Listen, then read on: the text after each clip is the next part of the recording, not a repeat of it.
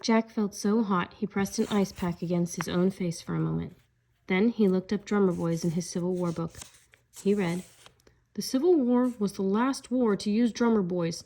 The drum beat was used to give orders to soldiers.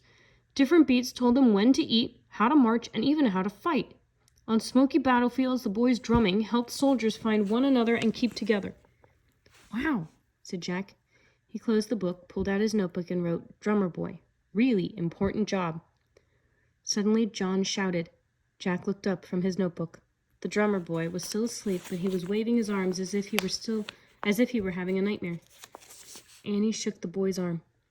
"Wake up, John," she said. "You're okay. Wake up." The drummer boy opened his eyes. "You were having a bad dream," said Annie. "You're safe now. You'll see your family again soon." "No, no," the boy said. He sounded frantic. "I have to go back to the battlefield." "No, you don't have to fight anymore," said Annie. "You can go home and be safe." "No," the boy said. "They need me. They need my drum." He sounded more and more upset. Jack thought about their list. Put aside your own feelings. "Okay, John," said Jack. "You can go back as soon as you feel better." "Jack," said Annie. "He'll get hurt or killed. I'm afraid for him." "Me too," Jack said softly. "But we have to put our own feelings aside. That's one of the things on our list." Annie sighed. "Okay," she said sadly. She looked at John. "If you want to fight again in the Civil War, you can, if that's what you really want." "Thank you," the boy whispered. "You know, you're the bravest kid I've ever met," Jack said. The drummer boy smiled at Jack. "You look just like my little brother," he said hoarsely. "You look just like my big brother," said Jack, "except I don't have a big brother. I don't have any brothers." The three of them laughed. The drummer boy's laugh was very soft. The boy laid his head back on his pillows and closed his eyes again. In a moment, he was sleeping peacefully, a smile on his lips. Annie felt his forehead. "His fever's gone down," she said. "We should go tell Clara." Annie left the tent. Jack got up and slowly followed her. When he reached the entrance of the tent, he turned and looked back. The shadows of twilight fell across the boy's calm, sleeping face. It was strange. Jack hardly knew the drummer boy, but he felt they could be brothers. Listening to the cannon fire in the distance, Jack was afraid for the boy. Will he live to see his family again? Jack wondered. "Good luck, John," Jack said softly. With a heavy heart, Jack stepped out into the warm evening air. Chapter 9. Don't Give Up. "Annie," Jack said. "Over here," she called. Jack saw two figures standing in the twilight. He walked over to Annie and Clara. They all stared in the direction of the distant battlefield. Bright lights flashed against the dark blue horizon, cannon shells exploding. "Every time you see a flash, you know a shell may have taken a life or many lives," said Clara. "That's awful," said Annie.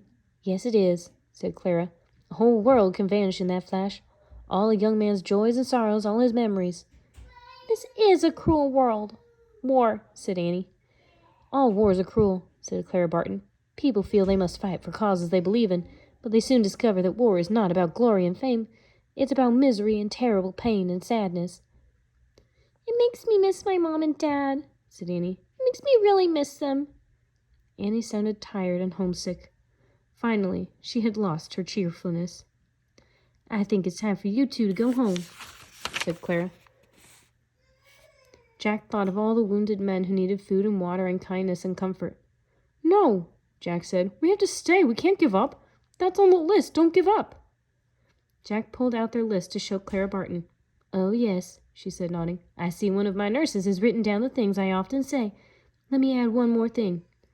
Do not forget the ones who love you." Jack heaved a big sigh. He was homesick. "Can we keep this list?" he asked. "Of course," said Clara. "You don't have to work in a hospital to follow my words. They work in all life no matter where you go."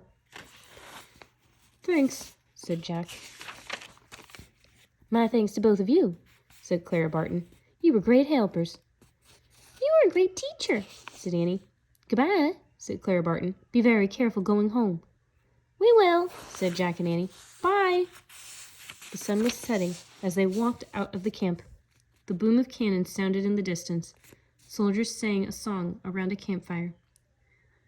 We're tenting tonight on the old campground. Give us a song to cheer our weary hearts, a song of home and friends we love so dear. Jack and Annie walked through the dark. By the time they reached the woods, the stars were out. They climbed up the rope ladder to the treehouse. Annie grabbed the Pennsylvania book. "Wait," said Jack. He looked out the window. He couldn't see anything below, but the soldiers' song still carried through the warm, starry night. Many are the hearts that are weary tonight, wishing for the war to cease. As Jack listened, he thought of Clara Barton, the elderly slave, the young Confederate soldier, and John, the drummer boy. "War is not a game," Jack said softly. "It is definitely not a game." Many are the hearts looking for the right to see the dawn of peace. The song ended. The cannon fire stopped. The night was quiet, except for the croaking of frogs. "Ready?" Annie whispered. "Ready," said Jack. "I really wish we could go home," Annie said, pointing to the picture of Frog Creek Woods. The wind started to blow. The treehouse started to spin. It spun faster and faster. Then everything was still. Absolutely still. Chapter 10. Home Sweet Home. There was a booming in the distance. Jack opened his eyes and caught his breath. "Is that cannon fire?" he wondered. "Are we still back in the Civil War?" "We're home," said Annie. "Home, sweet home." "Oh, man," Jack whispered. They were home. They were back in the Frog Creek Woods. They were wearing their own comfortable clothes again. The cannon fire was really only thunder. At that moment, Jack loved the thunder. Raindrops tapped against the treehouse. "We better hurry," said Jack. "Wait, leave the list in the treehouse," said Annie. "It's the first special writing for Morgan's library. Something to follow." Jack took the list of Clara Barton's rules out of his pack. He put it on the floor next to Morgan's letter. "I wonder how that list will help save Camelot," he said. "I don't know," said Annie. "But you know what's weird about getting that list? I think we couldn't have just taken it home when we first got it. We had to live it first." Jack nodded.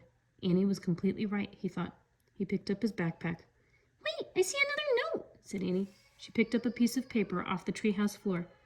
On it was written, "Come back on Wednesday."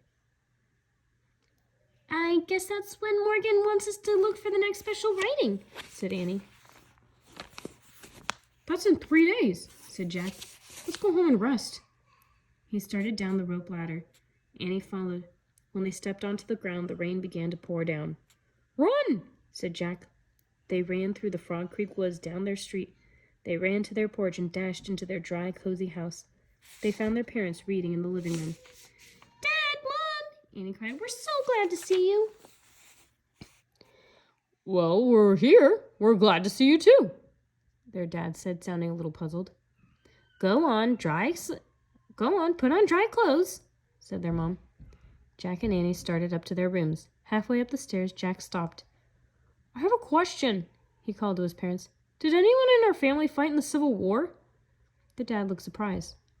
"Yes," he said. "One of your great-great-great-grandfathers was a drummer boy." "Oh, man," whispered Jack. "What was his name, Dad?" asked Annie. John," their dad said. Jack and Annie gasped. And what happened to John?" Jack asked. "Was he hurt in the war?" "No, he grew up to be a school teacher. He had 5 children." Jack and Annie whooped with joy. "That's great news," said Annie. "Really great news," said Jack. "Thanks for telling us." "Sure," their dad smiled, though he looked puzzled again. As Jack hurried up to his room, some words from the Civil War song rang through his mind. "Give us a song to cheer our weary hearts, a song of home." Facts for you and Jack.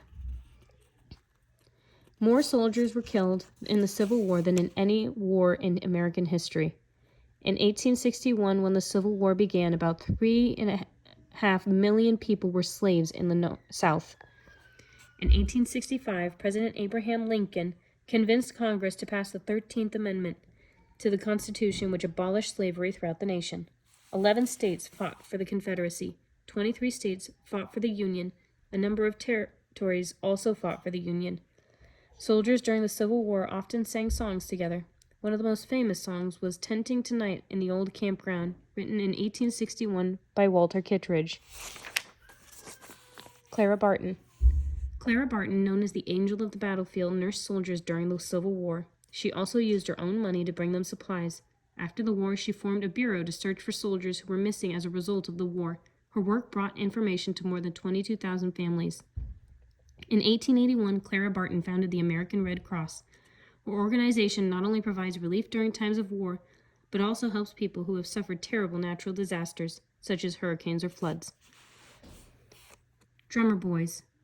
It is thought that nearly 60,000 boys served as drummer boys or buglers in Civil War. One of the youngest drummers was Johnny Clem, who enlisted at the age of 11. He was so brave that he was made a sergeant when he was only 13.